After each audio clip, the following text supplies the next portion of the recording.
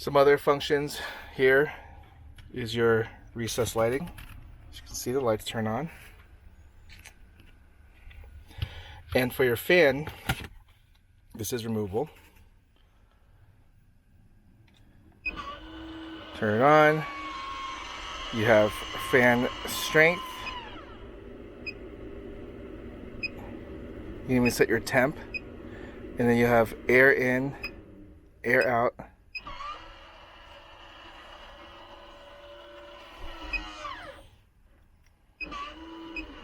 And that's it. I recommend the air in option when you're sleeping or when you want some air to come in, and the air out option when you're cooking, and then you have the ventilation function on the Webasto going to create that nice airflow. You can also create nice airflow by opening this window here. It's a little flat. That plus the air out creates a nice breeze.